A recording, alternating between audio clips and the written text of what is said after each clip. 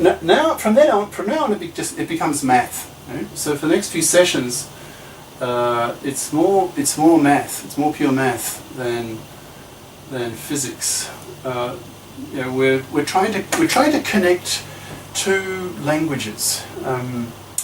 We'll introduce increasingly the concept of a vector space. That's just the set of all possible vectors. Okay. So think of a space as just a set. So we'll be talking math quite a bit, the mathematics of vector spaces, and then rewriting quantum mechanics in the language of vector spaces, looking on a wave function as a vector. Okay. Right. So if you have two different wave functions, and if the overlap integral is 0, as is here, but if you have the same wave function, the overlap integral is total, so it's 1, then you can rewrite these two in one form in the following way. You just put a delta mn, and this delta mn is called the Kronecker delta, and its meaning, if you've not seen this before, probably a lot of you have, but if you've not seen it before, this Kronecker, a German, I guess, mathematician, who invented this, I suppose.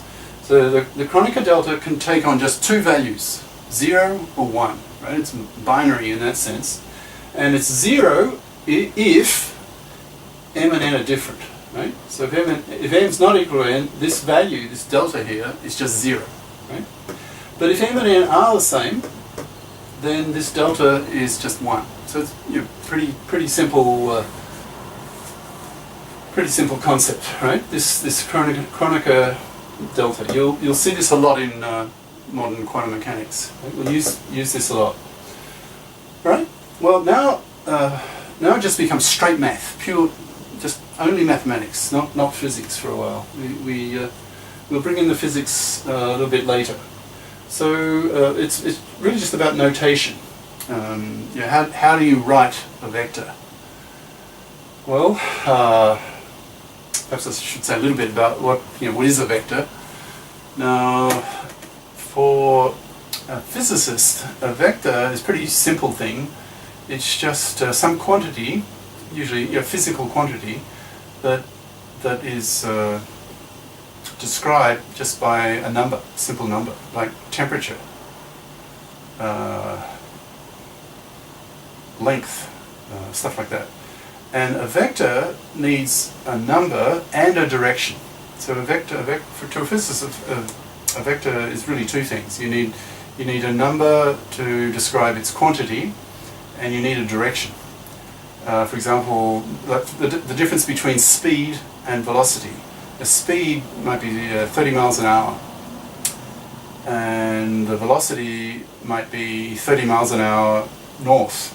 Okay, so you see the difference between speed and velocity. Speed is a scalar, so scalars and vectors. A scalar just means it's just a number. It's a quantity, some physical quantity that you describe by just giving a number. So speed is a scalar, like 30 miles an hour, and a vector, you need the direction. So it's a huge difference. Heading north as heading south. You end up in different places. So the vector then is important. So you have to give the direction, right? So in general, let this little v, if it has a little wiggle here underneath, that's the sign telling you that this v is a vector, right? So the direction is important. Now, so this general vector v in three-dimensional space, just ordinary, x, y, z space, ordinary three-dimensional space, physical space that we're all used to. So if you have a vector in 3D space, 3D, 3 dimensions, you can rewrite that vector in terms of 3 unit vectors. What's a unit vector? Well, these three here are vectors, and this little hat, this above the vector, that's telling you that this vector is of unit length, right? So that's why it's called a unit vector. A unit vector is just short for a vector of unit length, right? Its length is just one unit. Right? Now let these three vectors be so the EI is a unit vector along the x-axis, let's say, and EJ is a unit vector along the y-axis, and EK is a unit vector along the z-axis. So you have EI, EJ, EK. Right? Now you can rewrite this V in terms of these three unit vectors multiplied by components, right? And these three numbers here are the components. So if you look at this this vector here, it's a unit vector in direction I, presumably the x-axis, and the length of that vector is Ci, right? Because the length of this one is just 1, right? So you multiply by Ci. Now you can do that with vectors. You can change their length, right?